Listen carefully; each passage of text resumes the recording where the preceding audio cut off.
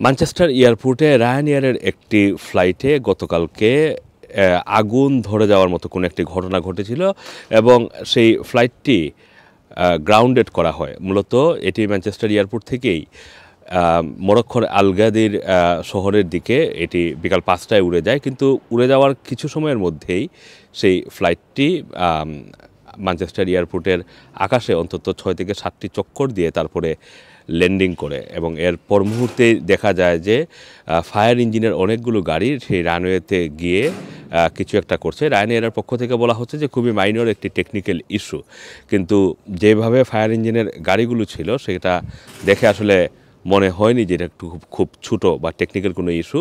Definitely এটা আগুন লাগার মতো কোনো একটি ঘটনা ঘটেছিল ইঞ্জিনে, যেই কারণে ফ্লাইটটিকে গ্রাউন্ডেড করা হয়।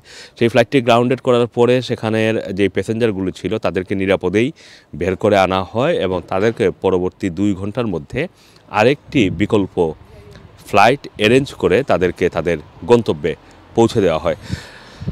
রায়ানএয়ারের কর্তৃপক্ষ যারা বলছিলেন যে মাইনর টেকনিক্যাল ইস্যু বললেও যে আসলে টেকনিক্যাল ইস্যুটা কী ছিল সেই সম্পর্কে এখন পর্যন্ত বিস্তারিত বলেনি, তবে সেই ফ্লাইটে কত প্যাসেঞ্জার ছিল সেটাও বলেনি এবং এই টেকনিক্যাল এই সমস্যা হওয়ার কারণে কোনো প্যাসেঞ্জারের অথবা তাদের যাত্রী ক্রু যারা রয়েছিলেন সেই ফ্লাইটে তাদের কোনো ধরনের কোনো সমস্যা হয়েছিল কিনা সেই বিষয়ে তেমন কোনো বিস্তারিত তথ্য দেওয়া হয়নি।